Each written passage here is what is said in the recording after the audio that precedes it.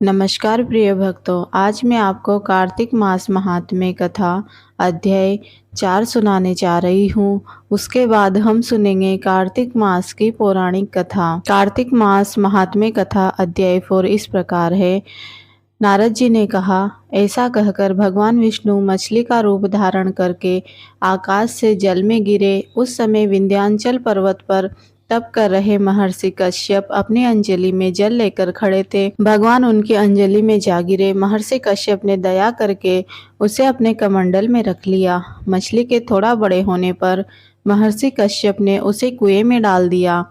जब वह मछली कुएं में भी ना समा सकी तो उन्होंने उसे तालाब में डाल दिया। जब वह तालाब में भी न आ सकी तो उन्होंने उसे समुद्र में डाल दिया। वह मछली वहां भी बड़ी होने लगी। फिर मत्स्य रूपी भगवान विष्णु ने इस शंकासुर का वध किया और शंकासुर को हाथ में लेकर बद्रीवन में आ गए।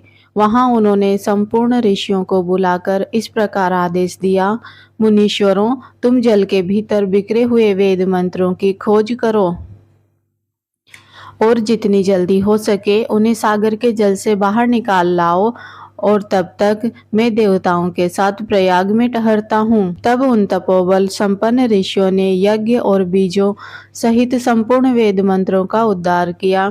उनमें से जितने मंत्र जिस ऋषि ने उपलब्ध किए, वही उन बीज मंत्रों का उस दिन से ऋषि माना जाने लगा। तदंतर सब ऋषि एकत्र होकर प्रयाग में गए। वहां उन्होंने ब्रह्मा जी सहित विष्णु भगवान को उपलब्ध हुए सभी वेद मंत्र समर्पित कर दिए। सब वेदों को पाकर ब्रह्मा जी बहुत प्रसन्न हुए। उन्होंने देवताओं और ऋषियों के साथ प्रयाग में अश्वमेघ यज्ञ किया।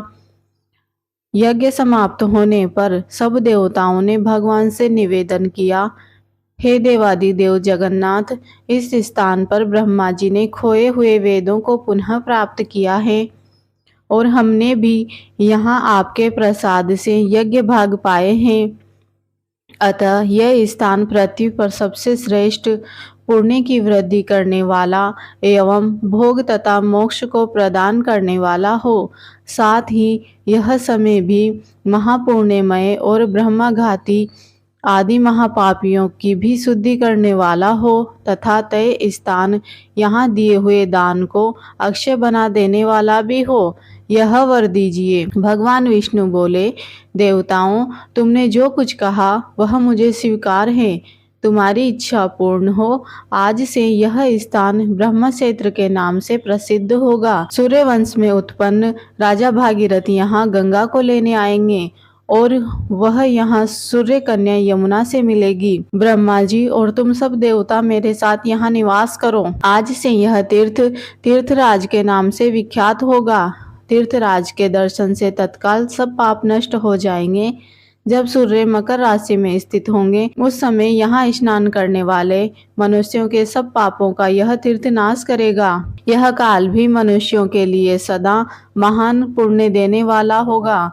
माघ में सूर्य के मकर राशि में स्थित होने पर यहाँ स्नान करने से सालोक्य आदि फल प्राप्त होंगे। देवादिदेव भगवान विष्णु देवताओं से ऐसा कहकर ब्रह्मा जी के साथ वहां से अंतर्ध्यान हो गए। तत्पश्चात इंद्रादि देवता भी अपने अंश से प्रयाग में रहते हुए वहां से अंतर्ध्यान हो गए। जो मनुष्य कार्तिक में तुलसी जी की जड़ के समीप श्री हरि विष्णु का पूजन करता है, वह इस लोक में संपूर्ण भोगों का उपभोग करके अंत में वैकुंठ धाम को जाता है। यह थी कार्तिक मास महात्म्य कथा अध्याय 4। अब हम सुनेंगे कार्तिक मास की पौराणिक कथा। एक नगर में एक ब्राह्मण दंपति रहते थे। वे दोनों प्रतिदिन 7 कोस दूर गंगा यमुना नदी में स्नान करने जाते थे। इतनी दूर आने जाने से ब्राह्मण की पत्नी थक जाती थी। एक दिन उसने अपने पति से कहा कि हमारा एक पुत्र होता तो कितना अच्छा रहता। पुत्र की बहू आती तो हमें घर वापस आने पर खाना बना हुआ मिलता और बहू घर का काम भी कर देती। अपनी पत्नी की बात सुनकर ब्राह्मण ने कहा, कि तूने बात तो सही कही है, चल मैं तेरे लिए बहू ला ही देता हूँ। ब्राह्मण ने कहा कि एक पोटली में आटा डालकर कुछ मोहरे रख दे। ब्राह्मण के कहे अनुसार उसने पोटली बांध कर दे दी। पोटली लेकर ब्राह्मण चला। जब ब्राह्मण सफर कर रहा था तो यमुना के किनारे उसने सुंदर लड़कियां देखी। वे रेत में घर बनाकर खेल रही थी। उनमें से एक लड़की ने कहा कि मैं अपना घर नहीं बिगाड़ूंगी, मुझे तो रहने के लिए यह घर ही चाहिए। लड़की की बात सुनकर ब्राह्मण ने मन ही मन सोचा कि यह लड़की मेरी बहू बनने के लिए उचित है। जब वह लड़की जाने लगी तो ब्राह्मण भी उसके पीछे पीछे उसके घर तक चला गया।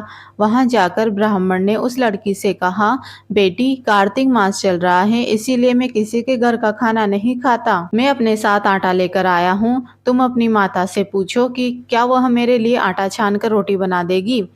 यदि वह मेरा आटा छान कर रोटी बनाएगी तो मैं अवश्य ही खा लूंगा। लड़की ने जाकर अपनी माँ से ये सारी बात बताई। माँ ने कहा, उचित है, जाकर ब्राह्मण देव से कह दो कि वह अपना आटा दे दे, मैं रोटी बना दूंगी। जब वह आटा छानने लगी तो आटे में से मोहरें निकली। वह सोचने लगी कि जिसके आटे में इतनी मोहरें हैं उसके घर में कितनी मोहरें होगी। जब ब्राह्मण खाना खाने बैठा तो लड़की की माँ ने कहा कि हे ब्राह्मण देवता, क्या आपका कोई लड़का है और क्या आप उस लड़के की सगाई के लिए जा रहे हैं। यह सुनकर ब्राह्मण ने कहा कि मेरा लड़का तो काशी में पढ़ने के लिए गया हुआ है, लेकिन यदि तुम कहो तो खांड कटोरे से विवाह करके तेरी बेटी को अपने साथ ले जाऊं। लड़की की माँ ने कहा, ठीक है ब्राह्मण देव। इस पर लड़की की माँ ने लड़की की खांड कटोरे से शादी करके ब्राह्मण के साथ भेज दिया। ब्राह्मण ने घर आकर कहा, रामू की माँ, दरवाजा खोलकर देख, मैं तेरे लिए बहू लेकर आया हूँ। ब्राह्मण की पत्नी भीतर से ही बोली, हमारे तो कोई औलाद ही नहीं है, तो बहू कहाँ से आएगी। दुनिया तो ताने मारती ही थी, अब आप भी मारने लगे। ब्राह्मण ने कहा, तो दरवाजा खोल कर तो देख। जब ब्राह्मणी ने दरवाजा खोला तो बहू सामने खड़ी थी।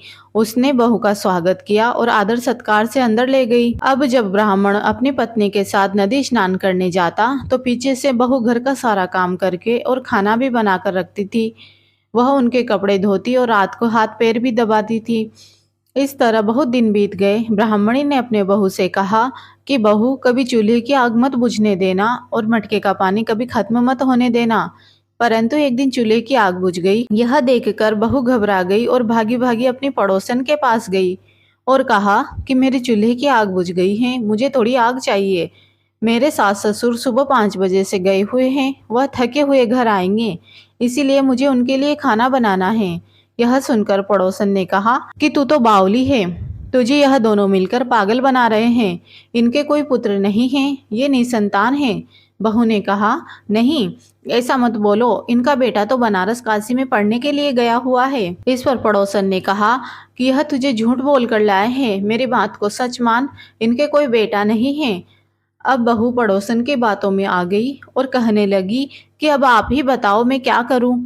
पड़ोसन ने कहा कि करना क्या है, जब तुम्हारे सास ससुर आए तो उनको जली हुई रोटी बनाकर खिलाना और बिना नमक की दाल बनाकर देना। खीर की कड़छी दाल में डाल देना और दाल की कड़छी खीर में डाल देना।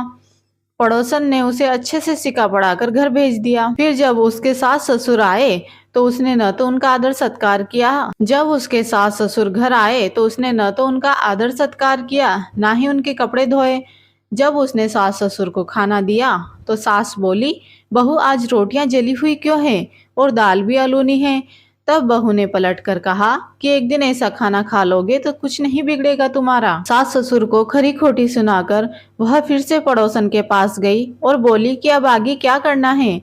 पड़ोसन ने कहा कि अब तो सातों कोठों की चाबी मांग लेना और अगले दिन जब भी स्नान करने के लिए जाने लगे तो बहू अड़ गई कि मुझे तो सातों कोठों की चाबी चाहिए। तब ससुर ने कहा कि इसे चाबी दे दो।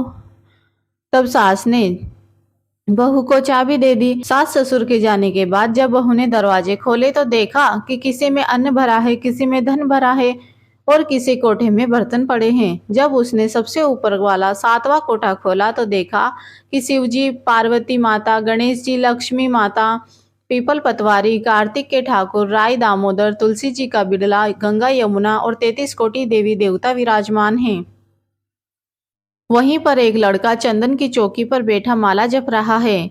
यह सब देखकर उसने लड़के से पूछा कि तुम कौन हो। तब लड़का बोला कि मैं तेरा पति हूँ, अभी दरवाजा बंद कर दे, जब मेरे माता पिता आएंगे तब दरवाजा खोलना। यह सब देखकर बहू बहुत खुश हुई और 16 श्रृंगार कर सुंदर वस्त्र पहनकर अपने सास ससुर का इंतजार करने लगी। उसने अपने सास ससुर के लिए अच्छे अच्छे पकवान बनाए। जब उसके सास ससुर घर आए तो उसने उनका आदर सत्कार किया और प्रेम पूर्वक खाना खिलाया और हाथ पैर दबाने लगी। और पैर दबाते हुए बहू ने कहा कि माँ, आप इतनी दूर गंगा यमुना स्नान करने के लिए जाती हो तो आप थक जाती हो, इसीलिए आप घर पर ही स्नान क्यों नहीं करती हो। यह सुनकर सास कहने लगी कि बेटी, गंगा यमुना घर पर तो नहीं बहती। तब उसने कहा, जब बहू ने 7वां कोटा खोलकर दिखाया तो उसमें शिव जी, पार्वती जी, गणेश जी, लक्ष्मी, पीपल पतवारी, कार्तिक के ठाकुर, राय, दामोदर, तुलसी जी का बिडला गंगा यमुना बह रही है और 33 कोटि देवी देवता विराजमान हैं। वहीं चौकी पर बैठा एक लड़का माला जप रहा है। माँ ने उसे देखकर कहा कि बेटा, तू कौन है? लड़का बोला, माँ, मैं तेरा बेटा हूँ। तब ब्राह्मणी ने पूछा कि तू कहाँ से आया? लड़के ने जवाब दिया कि मुझे कार्तिकेय जी ने भेजा है। माँ ने कहा, बेटा, यह संसार कैसे मानेगा कि तू मेरा बेटा है? माँ ने कुछ विद्वान पंडितों से मदद मांगी। पंडितों ने कहा, इस पार बेटा बहू खड़े हो जाएं और उस पार माँ खड़ी हो जाए। माँ ने चमड़े की अंगियां पहनी हो और छाती में से दूध की धार निकलकर बेटे की दाढ़ी मूछ भीगे और पवन पानी से गठजोड़ा बंधे, तब मानेंगे कि यह इसी माँ का बेटा है। उसने ऐसा ही किया। चमड़े की अंगियां फट गई और छाती में से दूध की धार निकलकर बेटे की दाढ़ी मूछ भीग गई। पवन पानी से बहू बेटे का गठजोड़ा बंध गया। यह सब देख ब्राह्मण और उसकी पत्नी की खुशी का ठिकाना न रहा। तो यह थी कार्तिक मास की कथा। हे कार्तिक के ठाकुर, जैसे ब्राह्मण और ब्राह्मणी को बहु बेटा दिया वैसे सबको देना।